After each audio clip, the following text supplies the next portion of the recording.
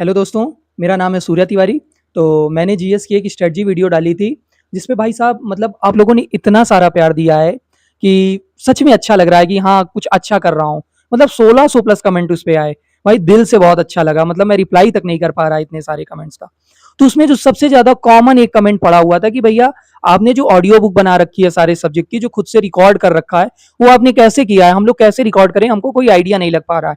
तो यार भाई मतलब पूरा ऑडियो डाल पाना तो बहुत मुश्किल है, पर हाँ, मैं 3-4 सब्जेक्ट की आपको डेढ़ डेढ़ मिनट की सैंपल ऑडियो डाल दूंगा इसमें, जिससे आपको आइडिया लग जाएगा कि आपको उस चीज को कैसे रिकॉर्ड करना है और कैसे करना है।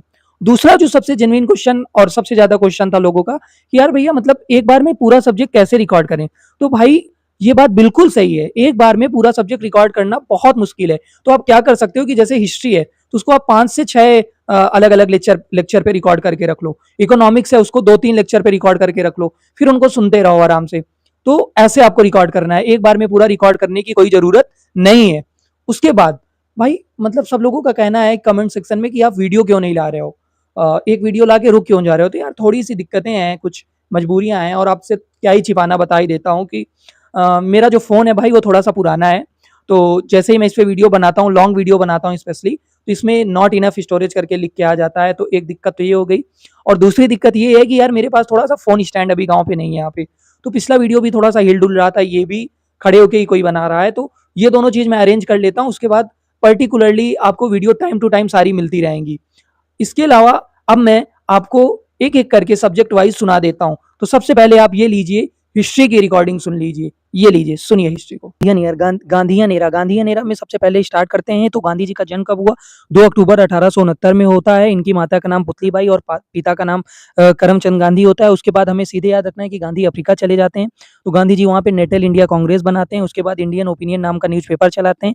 इसके साथ साथ इन्होंने 1904 में फोनिक्स और 1910 में टॉलस्टॉय की स्थापना करी। उसके बाद 9 जनवरी 1915 को गांधी जी भारत वापस आ जाते हैं, और इसी दिन को प्रवासी दिवस के रूप में मनाया जाता है।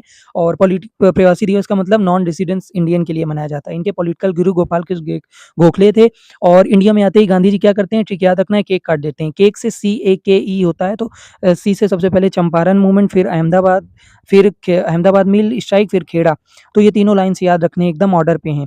अब देखो चंपारण क्या होता है कि इसमें राजकुमार शुक्ला इनको इन्वाइट करते हैं। 3/20 पार्ट में इंडिको उगाने के लिए फोर्स किया जाता है। तो ये गांधी जी को बुलाते हैं कि इसको रोका जाए, ठीक है। और इसी को बोल देते हैं फर्स्ट सिविल डिसओबीडिएंट मूवमेंट। जो गांधी जी का था वो यही था, सी से चंपारण और सी से सिविल डिसओबीडिएंट। दूसरे में अहमदाबाद में क्या होता है, 50% हाइक बोलते हैं सैलरी को प्लेग की वजह से, बट बाद में नहीं करते, जिसके लिए इन्हें अनसुईया बाई बुलाती हैं, इन्वाइट करती हैं, और फिर गांधी जी जाके इसको भी सही करवाते हैं। फिर के से खेड़ा वाले में वल्लभ भाई पटेल इनको इन्वाइट करते हैं, क्योंकि किसानों से बहुत ज़्यादा कर वसूला जा रहा था, इस वजह से यहाँ पे बुलाया जाता है। और ये इनका पहला नॉन कॉपरेशन मूवमेंट होता है, और अहमदियाबाद वाला इनका पहला फर्स्ट हंगर मूवमेंट होता है। हिस्ट्री आपने सुन लिया भाई, अब मैं अगला इकोनॉमिक्स का भी थोड़ा सा सुन लीजिए, जिससे आपको और आइडिया लग जाएगा।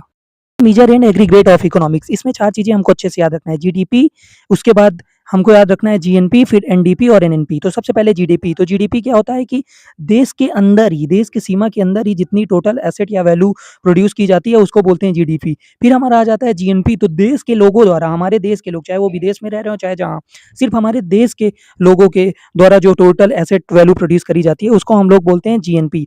अब देखो जीएनपी बराबर क्या होता है, GDP plus net factor income from abroad. ये चीज़ याद रखना। उसके बाद अब एक चीज़ आती है कि अगर जीडीपी से डिप्रिसिएशन हटा देंगे तो वो बन जाएगा जीडीपी से डिप्रिसिएशन हटाएंगे तो बनेगा एनडीपी, और जीएनपी से डिप्रिसिएशन हटाएंगे तो बनेगा एनएनपी। अब ये भाई डिप्रिसिएशन क्या होता है? डिप्रिसिएशन कुछ नहीं होता है, ये जो समय के साथ चीज़ों की वैल्यू घटती चली जाती है इसी को हम लोग डिप्रिसिएशन बोलते हैं।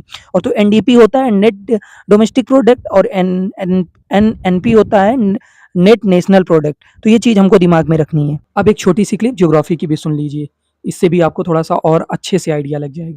ज्योग्राफी में क्या है, ज्योग्राफी में इंडियन ज्योग्राफी में India is a part of Gondwana land. उसके बाद एरिया वाइज बात करें तो ये 7th रैंक करता है। सबसे पहले में रशिया, फिर कनाडा, फिर चाइना, फिर यूएसए, फिर ब्राज़ील, फिर ऑस्ट्रेलिया, उसके बाद इंडिया। ये 2.44% एरिया ऑफ वर्ल्ड कवर करता है।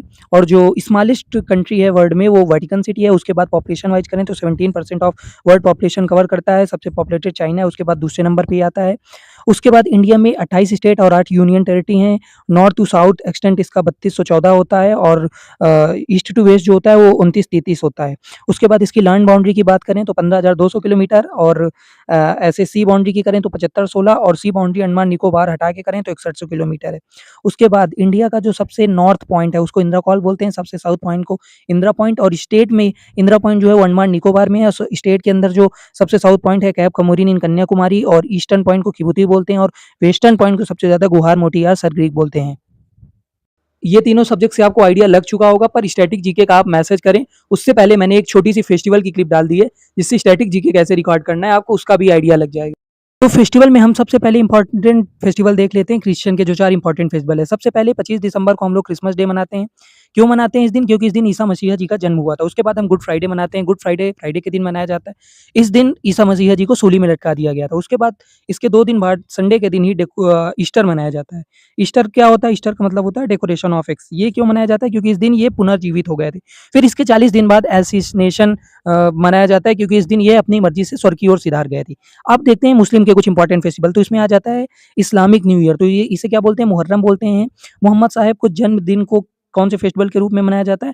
मौलिद अल नबी बोला जाता है उसको। उसके बाद रमज़ान। रमज़ान क्यों मनाते हैं? क्योंकि इसमें मोहम्मद साहब जो थे उन्होंने कुरान को एक्सप्लेन किया था, और जो लास्ट डे ऑफ होता है रमज़ान उसे ईद उल फितर बोलते हैं। अब स्टेट वाइज़ स्टार्ट करते हैं। सबसे पहले आंध्र प्रदेश का आ जाता है। तो इसमें आ जाता है दुर्गा अम्मा, येली अम्मा, जटारा, उगादी, फ्लेमिंगो, ये सारे आंध्र प्रदेश के फेस्टिवल हैं।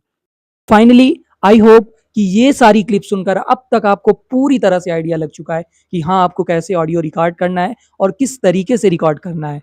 भाई साहब, अगर आप ये चीज़ कर लेते हैं ना, तो मैं गारंटी दे रहा कि आपका जो रिवीजन है वो 10x टाइम स्ट्रॉन्ग और 10x टाइम फास्टर हो जाएगा। इसके अलावा अगर आपके कोई भी डाउट्स हैं, कुछ भी है भाई, तो कमेंट सेक्शन पर बिल्कुल आप आमंत्रित और निमंत्रित हैं। उसमें आप अपने कमेंट्स कर सकते हैं। अगला वीडियो मैं जल्द से जल्द लाऊँगा और जिस टॉपिक पे आप बोलेंगे मैं उस टॉपिक पर वीडियो लेके आऊँगा। और अंत में बस इतना कहना चाहूँगा कि एक चीज़ याद रखना मेरे दोस्त, अगर तुम्हारा सिलेक्शन नहीं होगा तो फिर किसी का नहीं होगा।